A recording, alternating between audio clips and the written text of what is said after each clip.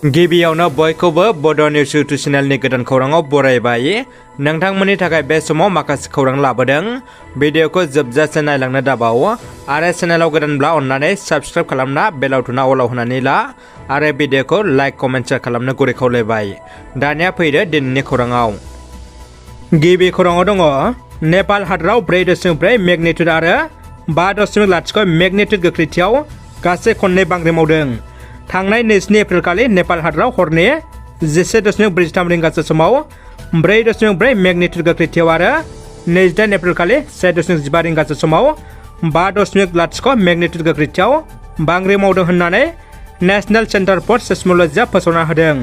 मख'नो गोनांदि बे बांग्रिङा 10 किल'मिटार गोथौथिनिफ्राय मावखांबोदोंमोन होननानै नेशनेल सेन्टार फर सेस्मोलजि एनसिएसआ मोनसे टुइटनि गेजेरजों फोसावना होदों।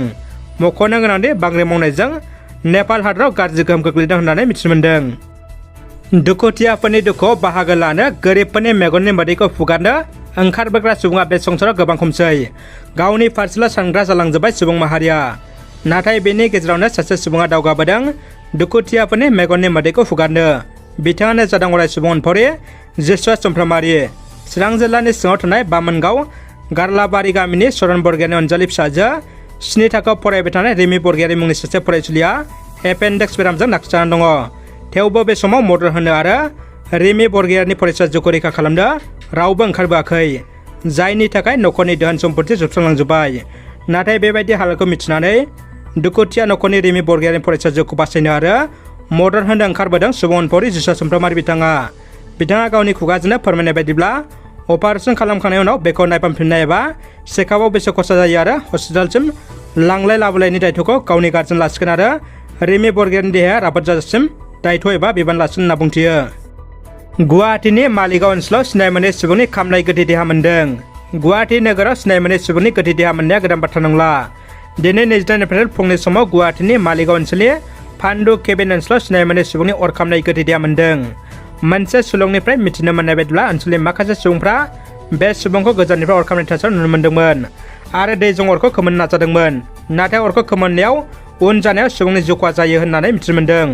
अर खामनायनि गुबै जाहोनखौ मिथिनो मोनाखै। जालुकबारि पुलिसा जाथायथिलियाव थांनानै थासारिखौ सामलायो। गुबुन फारसेथिं पुलिसनि फोरमायथिनाय बायदिब्ला जाथायनि सायाव नायबिजिरनाय हाबाफारिखौ जागायबाय।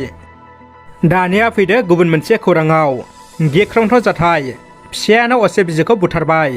गसाइगाव महकुमानि सिङाव थानाय फुदुमफुख्रि गामियाव जौ फेनानै गावनि आंगो असे बिजिखौ बुथारदों। फिसाय लक्ष्मी हेम्ब्रमआ मैया हराव जौ फेनानै मानसि गियान खोमानानै बिजिखौ बुथारदों। 3 गथ'नि बिमा सुमि सुरेनखौ फिसायानो बुथारो। बुथारग्रा मानसिखौ गसाइगाव पुलिसा खाबाय होननानै मिथिनो मोननाय जादों। जोबोद दुखुनि खौरां, अदालगुरिनि माजबाटआव गोख्रै खारबाय थानाय रेलगारिजों सौग्रावनानै सासे आइजोजों लोगोसे 2 गथ'फोरनि जिउ खहा जादों। दिनै 29 एप्रिल खालि अदालगुरि जिल्लानि सिङाव थानाय माजबाटनि पुहुराबारि गामिनि थागिबि दुथामि कुल्लुआ केरुबारि गामि खाथियाव थानाय गेट नाम्बार 41 आरो 42 नि साखाथियाव गावनि 2 गथ'फोरजों लोगोसे गोख्रै खारबाय थानाय रेलगारिजों सौग्रावनानै जिउ खहा जादों होननानै खौरां मोननाय जादों।